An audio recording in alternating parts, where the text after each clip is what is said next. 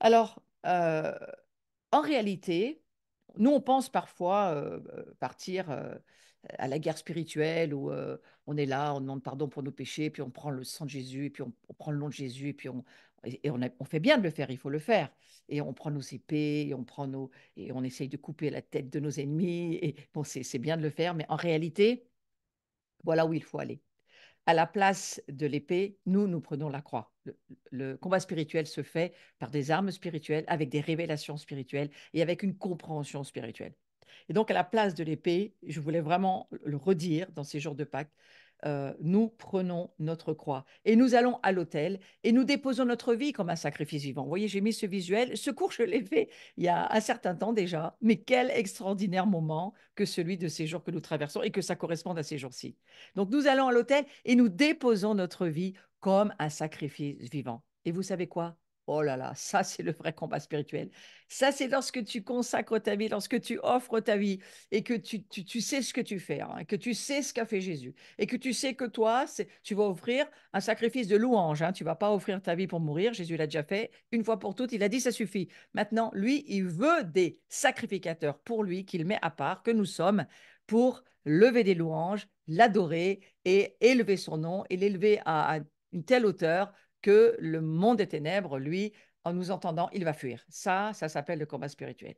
Donc, nous allons à l'autel et nous y déposons nos vies comme un sacrifice vivant. Et en deuxièmement, nous déposons nos vies sur l'autel parce que nous entrons dans ce fameux et violent combat. Et c'est au travers de cette adoration, guerre d'autel, guerre d'adoration, que nous entrons, que nous sommes. C'est ce que nous pratiquons. Lorsque nous offrons un sacrifice, qu'est-ce que nous faisons finalement? Eh bien, nous déclarons la guerre à nos ennemis. Nous allons déposer nos vies, exactement comme Jésus l'a fait, et nous nous consacrons. Et c'est dans cette consécration de la sacrificature que Jésus nous demande d'être pour lui. Hein. Soyez saints comme je suis saint. Et il nous met à part pour que nous soyons pour lui ses sacrificateurs. Et du reste, il nous voit parfaitement saints en Christ, parfaitement sans péché en Christ. Et franchement, écoutez la prédication que j'ai fait dimanche dernier. J'ai pas le temps de trop y passer de temps, mais moi j'ai vu vraiment et j'ai revu encore et je l'ai vu encore mieux en le réenseignant dimanche que le sang de Christ, c'est ce qui nous permet d'entrer et de vivre et d'être la maison de Dieu et de pouvoir être dans la présence de Dieu et de pouvoir vivre dans cette présence. Sans le sang, on ne pourrait pas, mais parce qu'il y a ce sang, parce qu'il y a cette grâce, parce qu'il y a tout ce poids de la sainteté de Dieu qui s'est exprimé au travers dans l'ancienne alliance, de tout ce protocole lévitique, parce qu'il est intéressant de le voir et de se dire, ah oui, oui, oui, oui, non, mais on touchait pas Dieu comme ça. Hein. D'ailleurs, il n'y allait qu'une fois par an, le grand sacrificateur, pas le souverain, mais le grand sacrificateur. Lévite, il y allait qu'une fois par an, il savait jamais s'il en sortait hein, du lieu très saint. Donc, on rigole pas, et il y a vraiment du sérieux dans cette sainteté. Mais lorsque nous offrons un sacrifice, eh bien, pour nous aujourd'hui, c'est une vraie guerre que nous déclarons à l'ennemi. C'est un modèle pour nous comme Jésus-Christ pour nous. C'est le modèle de l'agneau de Dieu et c'est extrêmement puissant. Et cet agneau, il est extrêmement puissant. Il a été immolé avant la fondation du monde. Il a toujours été là, il a toujours été dans les cieux et il a toujours été là pour nous. C'est quand même extraordinaire d'y penser. J'ai fait une toute petite recherche pour nous parce que j'avais envie de la faire, cette recherche. Ça peut paraître très simpliste, mais quand même, je me suis posé certaines questions. Pourquoi l'agneau de Dieu? Qui est l'agneau de Dieu? Le jour de la sortie d'Égypte, le peuple juif, il a aussi mangé l'agneau. Hein, et il a commémoré cette sortie on va dire, d'Égypte. Hein, et donc il a fait ce qu'on appelle aujourd'hui, nous, la Pâque, célébrer la Pâque. Mais l'image de l'agneau, il est utilisé par le prophète Ésaïe aussi. Et puis il est repris dans le Nouveau Testament. Et vraiment, cet agneau, ça représente Christ. Alors pour eux, c'était tellement évident. Pour nous, c'est pas si évident que ça parce que nous, on n'est plus du temps du tabernacle, on n'a pas jamais connu ces sacrifices animaux et parfois on peut se demander, mais pourquoi un agneau? Alors l'agneau dans le christianisme, c'est vraiment la symbolique, c'est Christ, c'est Jésus sacrifié. Et de la même manière que le sang versé de l'agneau, il a permis de libérer le peuple hébreu, bah, pour nous, le sang versé de Christ, il libère les humains. C'est lui qui libère les hommes, les femmes que nous sommes de tous nos péchés, de toutes nos fautes, de toutes les malédictions, de tout ce qui nous barrait la relation, la connexion en tant que chrétien à Dieu, à Christ. Et c'est ce sang qui nous permet de naître de nouveau, d'eau et d'Esprit Saint, d'Esprit et de feu. C'est ce sang qui nous le permet. Dieu est saint, on ne peut pas approcher Dieu sans le sang de Christ. Impossible. Alors pourquoi Jésus il est représenté par un agneau? Jésus il est identifié, ce fameux agneau pascal, cet agneau sacrificiel de la tradition juive. Vous voyez, on a tellement de liens hein, avec cette famille juive. Jésus est aussi représenté par un agneau dans l'Apocalypse, l'agneau qui symbolise également la soumission du chrétien à la volonté de Dieu. L'agneau, il est soumis, il est pur, il est saint, L'agneau, c'est ce qui est doux, doux comme un agneau. On en parle de cette manière-là dans notre vocabulaire, nous, d'aujourd'hui. Et c'est les vertus de l'innocence, de la bonté et de la douceur. Et c'est cela que représente Jésus. C'est important de se le redire, cet agneau tellement, pour nous, important.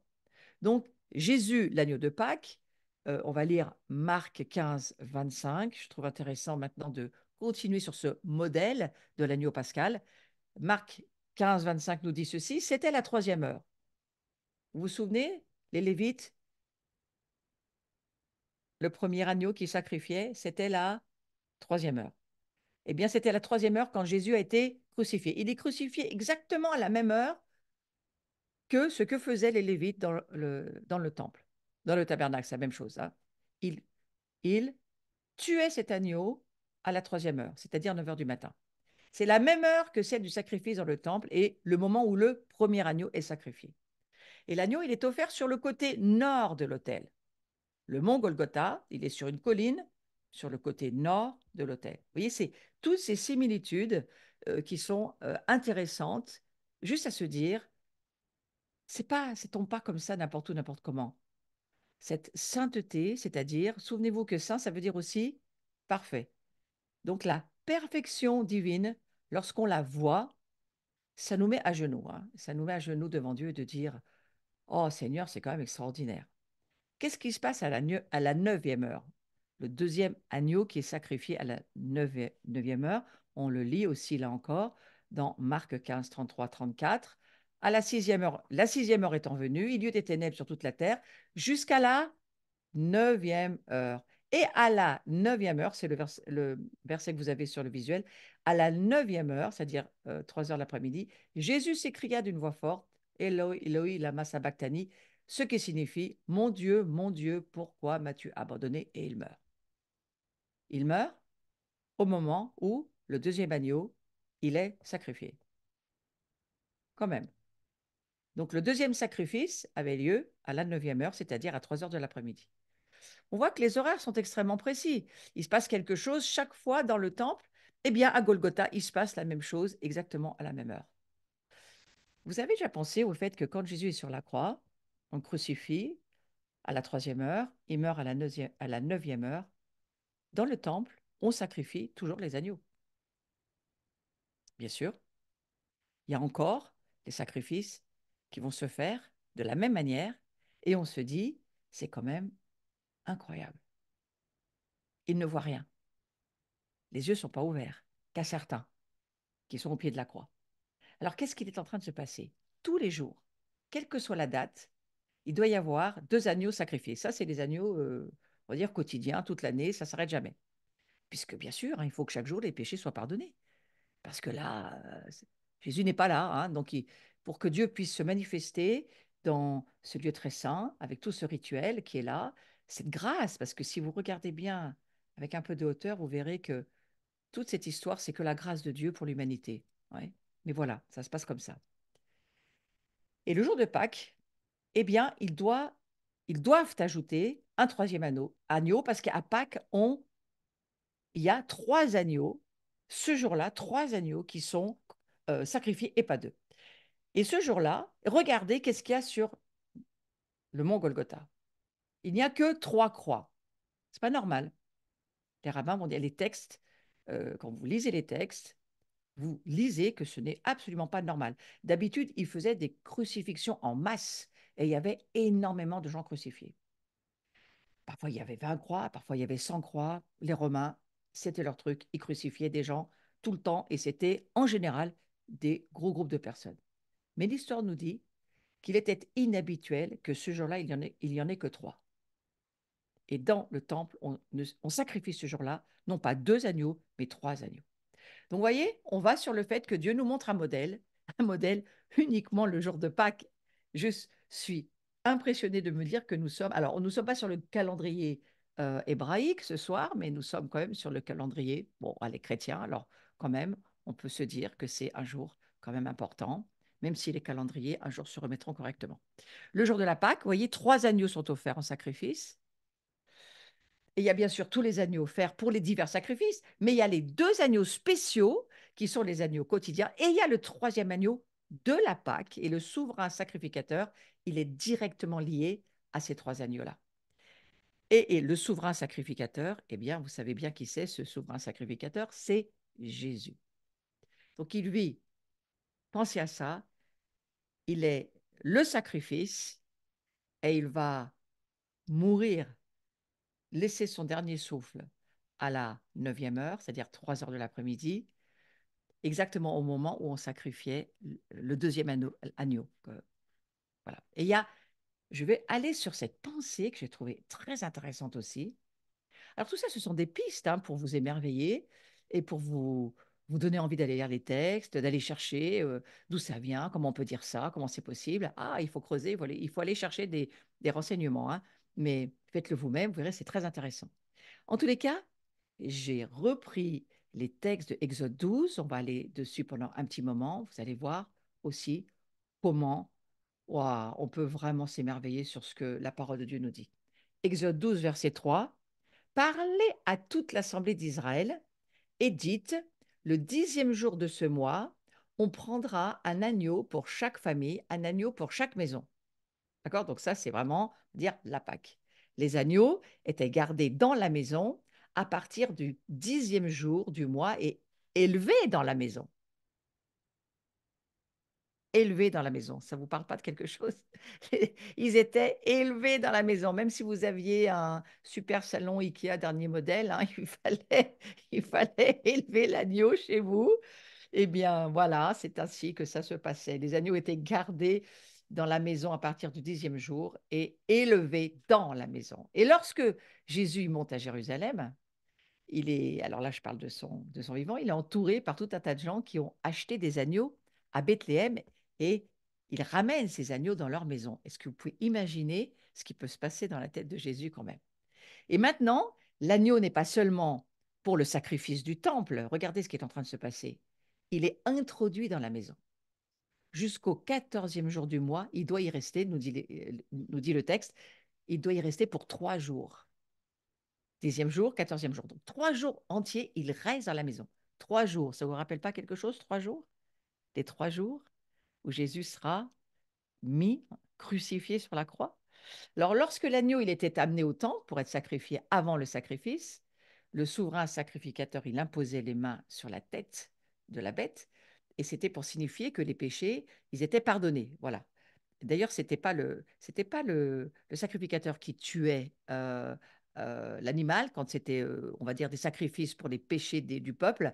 Hein, c'est pas le lévite qui tuait l'agneau, c'était celui qui avait péché. Voilà, ça c'est un autre sujet. Donc, lorsque l'agneau est amené au temple pour être sacrifié, avant le sacrifice, hein, le souverain sacrificateur, il impose les mains et puis voilà, il y a une espèce de moment où il dit les péchés sont pardonnés en imposant les mains. Ah, et nous aussi, c'est important l'imposition des mains. C'est quelque chose de très important dans la parole de Dieu. Et il y a des milliers de personnes qui montent avec leur agneau à Jérusalem. Et on ne parle pas ce jour-là de ces agneaux-là, pas du tout, hein. Les agneaux du temple ne sont pas les agneaux amenés dans la maison. C'est là où je veux en venir. On n'est pas en train là de parler des agneaux qu'on amène au temple. Là, on est en train de parler des agneaux qu'il faut amener chez soi. Et Jésus va nous dire beaucoup plus tard. Et le Père, il essaye de nous le dire depuis le tout début de l'Écriture, hein. Il veut faire de nous sa maison. Et là, ils amènent les agneaux dans leur maison. Ils ne vont pas au temple avec les agneaux. Ils les amènent chez eux pour 3 jours. C'est quand même extraordinaire de voir le parallèle qu'on peut faire plus tard. D'ailleurs, moi, j'ai mis des années à comprendre que ce n'était pas le bâtiment, la maison de Dieu, c'était nous. Et que nous aussi, nous sommes à la fois euh, l'agneau, le sacrificateur et le sacrifice, mais de louange pour nous. Alors, on va lire ce texte, si vous voulez bien, d'Exode 12, et on va le lire à partir du verset 2. Je vous le lis, juste écoutez-le, c'est juste à écouter. Ce mois-ci sera pour vous le premier des mois. Il sera pour vous le premier des mois de l'année. Parlez à toute l'assemblée d'Israël et dites, le 10e jour de ce mois, on prendra un agneau pour chaque famille, un agneau pour chaque maison. Et si la maison est trop peu nombreuse pour un agneau, on le prendra avec son plus proche voisin selon le nombre des personnes.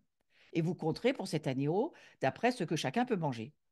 Ce sera un agneau sans défaut, mâle, âgé d'1 an. Et vous pourrez prendre un agneau ou un chevreau. Vous le garderez jusqu'au 14e jour de ce mois, et toute l'assemblée d'Israël l'immolera entre les deux soirs. Verset 7, on prendra de son sang, on en mettra sur les deux poteaux et sur le linteau de la porte des maisons, et on le mangera. Cette même nuit, on en mangera la chair, rôtie au feu. On la mangera avec des pains sans levain et des herbes amères. Vous ne le mangerez pas à demi-cuit et bouilli dans l'eau. Non, il sera rôti au feu, avec la tête, les jambes et l'intérieur. Vous n'en laisserez rien jusqu'au matin. S'il en reste quelque chose le matin, vous le brûlerez au feu. Quand vous le mangerez, vous aurez vos reins sains, vos souliers aux pieds, votre bâton à la main, et vous le mangerez à la hâte. C'est la Pâque de l'Éternel. C'est ça la Pâque. Bien souvent, on n'est pas si clair que ça sur la Pâque. Oui. Je trouve extraordinaire. Il faut amener l'agneau dans la maison, il faut laisser 3 jours. Il faut prendre son sang, en mettre sur les linteaux. Regardez, pour nous, la puissance du sang aujourd'hui et le combat spirituel qu'on peut faire avec le sang de Jésus. Hein. Alors, on met du sang sur les linteaux et la porte des maisons, et puis on mange la chair. Qu'est-ce qu'on fait quand on prend la communion? On mange le corps, la chair de Christ. On mange la chair. On mange avec des pains sans levain. Vous voyez, le pain, la chair, le pain, c'est vraiment là. Le sang, le vin. Et il y a déjà là le céder, on va dire, la communion. Moi, je vais dire la communion, le repas du Seigneur, l'Eucharistie, appelez ça comme vous voulez. Moi, j'appelle ça le repas du Seigneur, la Sainte Seine. Le terme le plus juste, je pense, c'est le repas du Seigneur. Il est là, déjà. La Pâque nous amène à comprendre ce qui est dit, l'ombre des choses à venir. C'est dans l'ombre, mais quand même, on peut le voir. Alors, je continue le texte. Cette nuit-là, je passerai dans le pays d'Égypte. Juste pour finir l'histoire. Cette nuit-là, je passerai dans le pays d'Égypte. Je frapperai tous les premiers-nés du pays d'Égypte, depuis les hommes jusqu'aux animaux, et j'exercerai des jugements contre tous les dieux de l'Égypte. Je suis l'Éternel. Verset 13. Le sang vous servira de signe sur les maisons où vous serez. Je verrai le sang, je passerai par-dessus vous, il n'y aura point de plaie qui vous détruise, et quand je frapperai le pays d'Égypte, vous conserverez le souvenir de ce jour, vous le célébrerez pour une fête en l'honneur de l'Éternel, vous le célébrerez comme une loi perpétuelle pour vos descendants. Ah oui, nous la continuons, cette loi perpétuelle, parce que le repas de la communion, c'est ça qu'on fait. On fait la Pâque, en fait. Et c'est puissant de se dire, tout est là, tout est déjà dit. Et après, ça se révèle sous la substance de qui est Yeshua. Et il est cet agneau pascal de Pâques, et il est celui dont il est question là, depuis toujours. Alors, on retrouve, regardez, ça aussi, intéressant, c'est un petit peu, on va dire, un petit peu la découverte de certaines choses aujourd'hui, mais c'est tellement magnifique. Nous retrouvons 2 hommes de chaque côté de l'agneau de Dieu sur la croix. Vous voyez, alors ce sont des images, on est d'accord, hein. Il y a Jésus au milieu, il y a le brigand sur la droite qui parle à Jésus, à qui Jésus dit qu'il sera avec lui dans le paradis. Et de l'autre côté, il y a l'autre brigand qui maudit Jésus. Et qu'est-ce qu'on voit? Quelle image on voit? Alors, le premier, il meurt dans la lumière à 9 heures parce qu'il confesse qu'il est pécheur en s'adressant à Jésus. L'autre, il meurt dans les ténèbres à midi. C'est le moment où le deuxième agneau, euh, l'agneau de la Pâque, il mourrait. Et Jésus, en tant que l'agneau de la Pâque, lui, l'agneau, celui qui ôte les péchés du monde, hein, lui, il meurt à 3 heures de l'après-midi au moment de l'agneau pascal. Il est 3 heures de l'après-midi. Et l'agneau de la Pâque, il était rajouté aux deux agneaux qui étaient normalement sacrifiés toute l'année, mais le jour de Pâques, il y avait trois agneaux. Et donc, il y a cette place du deuxième agneau qui est alors sacrifié à midi que je trouve très intéressant et auquel on doit tous penser.